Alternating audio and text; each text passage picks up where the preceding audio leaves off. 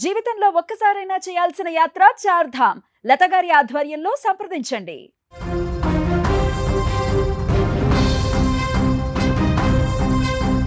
Hormuz జలసంధి వద్ద అసలేం జరుగుతుంది? హార్ముజ్ తెరుస్తారా లేదా చస్తారా? ఇరాన్కు అమెరికా అధ్యక్షుడు డొనాల్డ్ ట్రంప్ ఇచ్చినటువంటి ఫైనల్ వార్నింగ్ ఇది. ప్రతిసారి ఇచ్చే మామూలు హెచ్చరిక కాదు. ట్రంప్ ఇచ్చిన డెడ్ లైన్ దగ్గర పడుతున్న కొద్దీ ప్రపంచ దేశాలలో ఇప్పుడు రైళ్లు పరిగెడుతున్నటువంటి పరిస్థితి ఏం జరుగుతుందో అని. ఈసారి ట్రంప్ అన్నంత పని చేస్తారా? హర్ముజ్ జలసంధిని తెరవకపోతే ట్రంప్ ఏం చేయబోతున్నాడు? ఇరాన్ చరిత్రలో కనీవిని ఎరుగని విధ్వంసం చూడబోతుందా? మంగళవారం నాడు ఇరాన్లో పవర్ ప్లాంట్లు, బ్రిడ్జిలు పేలిపోతాయంటూ ట్రంప్ చేసిన భయంకరమైన ప్రకటన వెనుక ఉన్న అసలు వ్యూహం ఏంటి? ఇరాన్కు ఇదే ఫైనల్ వార్నింగా? పశ్చిమాసియాలో భారీ యుద్ధానికి కౌంట్ డౌన్ మొదలైపోయిందా? అమెరికా ఇరాన్ మధ్య నిన్న మొన్నటి వరకు ఆధిపత్యం కోసం జరిగిన పోరు కాస్త హర్ముజ్ జలసంధి వైపు తిరిగింది. గ్లోబల్ ట్రేడింగ్కు, చమురు రవాణాకు అత్యంత కీలకమైన ఈ మార్గాన్ని ఇరాన్ దిగ్బంధించింది. 10 రోజులు టైం ఇస్తున్నా, డీల్ చేసుకోండి లేదా హర్ముజ్ తెరవండి అని గతంలోనే ట్రంప్ హెచ్చరించారు. కానీ ఇరాన్ డోంట్ కేర్ అంది. దీంతో ట్రంప్ సహనం నశించింది. టైం అయిపోయింది, 48 గంటల్లో తెరవకపోతే మీ మీద విరుచుకు పడతాం, మంగళవారం power plant day, bridge day, మీరు నరకంలో బతుకుతారు అంటూ బూతులతో విరుచుకుపడ్డారు ట్రంప్. ఈసారి ట్రంప్ మాటల దాడి చూస్తుంటే వెనక్కి తగ్గే ప్రసక్తే లేదని స్పష్టంగా కనిపిస్తుంది. ఈ టెన్షన్ ఇలా ఉంటే ఇక్కడ మరొక సంచలన పరిణామం జరిగింది. ఏకంగా అమెరికా బలగాలు ఇరాన్ భూభాగంలోకి ఎంటర్ అయ్యాయి. ఇరాన్లో కుప్పకూలినటువంటి అమెరికా F-15E ఫైటర్ జెట్ పైలట్ను రక్షించేందుకు అత్యంత సాహసోపేతమైన రెస్క్యూ ఆపరేషన్ను అమెరికా కమాండోలు ఇరాన్ పర్వతాలలో నిర్వహించారు. సరిగ్గా ఇదే సమయంలో తమ భూభాగంలోకి వచ్చిన అమెరికా విమానాన్ని 2 హెలికాప్టర్లను తామే కూల్చేశామని ఇరాన్ సగర్వంగా ప్రకటించింది. కానీ అమెరికా వాదన మరోలా ఉంది.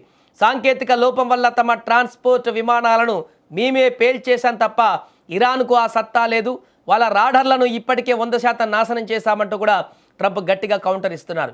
ఏది ఏమైనా అమెరికా బలగాలు నేరుగా ఇరాన్ గడ్డపైన అడుగు పెట్టడం ఇరాన్కు ఏమాత్రం ఇప్పుడు మింగుడుపడడం లేదు.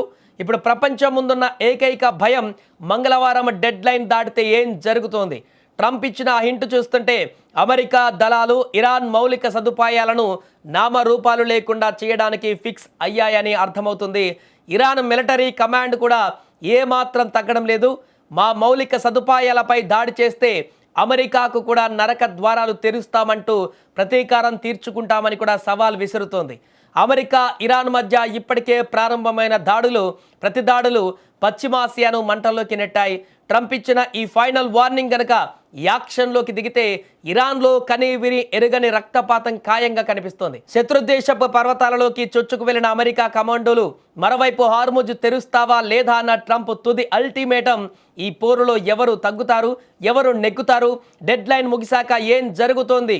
ఒకటి మాత్రం వాస్తవం, ట్రంప్ ఈసారి కేవలం మాటలకే పరిమితమయ్యేలా లేరు. ఏ క్షణమైన అమెరికా బాంబర్లు ఇరాన్ ఆకాశంలో మృత్యుఘోష వినిపించవచ్చు.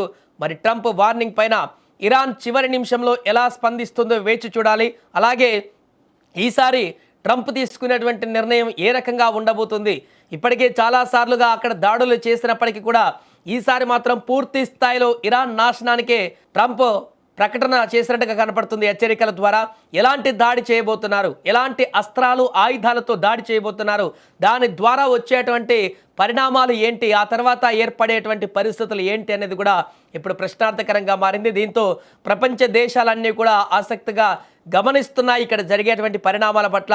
ఇరాన్ పైన ఈ ఒకవేళ ఊహించని విధంగా ట్రంప్ ఇంకేమైనా దాడు కొనసాగిస్తే మిగతా దేశాలు, చైనా, రష్యా లాంటి దేశాలు నేరుగా ఎంటర్ అయ్యేటువంటి అవకాశం ఏమైనా ఉందా?